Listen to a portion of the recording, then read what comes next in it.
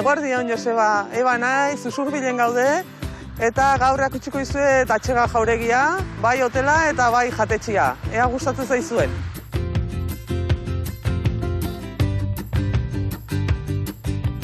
Jauregi hau berez 16. mendekua, baino intzuten gero dena erre, bota intzuen, eta berritu zuen jauregi hau 18. mendian. Gero ja Atxegatar familiko alaba bat ezkondu zen Iriakez familiko batekin, eta hauek aldi beren ja juntzian Azpeitia bizitza. Orduan beraiek etxean hemen bizi. Orduan utzi zuen abandonatuta bezala, gero ibili zuen batzuk baserri bezala, borda bezala, eta azkenen ja familia honek zeditu zion herriai, udaletxiai, ja jabetza. Orduan ja 1900 da ez dakiz urtetatik aurrera ja da udaletxian herriko jauregi bada. Orduan ja nola eroritzena izan, azkenen deziditu zen reformatzea, eta intzan hotela, jatetxea eta kafeteria.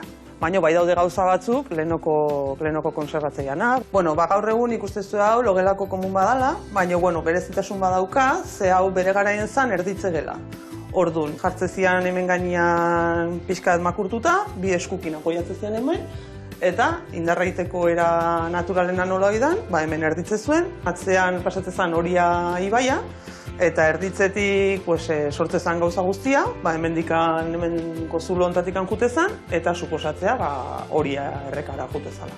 Guain hotela aurkeztuta, pasako izuet jatetxeko sukaldaria Joakinekin, eta ingo edizue plater goxo bat, eta, ber, gustatzen zaizuen. Gaur prestatuko dugu lehatza gratinatua muselina batekin. Eta gero jarriko dugu azpian osagarria bezala, ontoan salsarekin, eta gero barazkia jarriko dugu tenpuran eginda azanailua eta porruarekin. Horren egingo dugu lehatza markatu.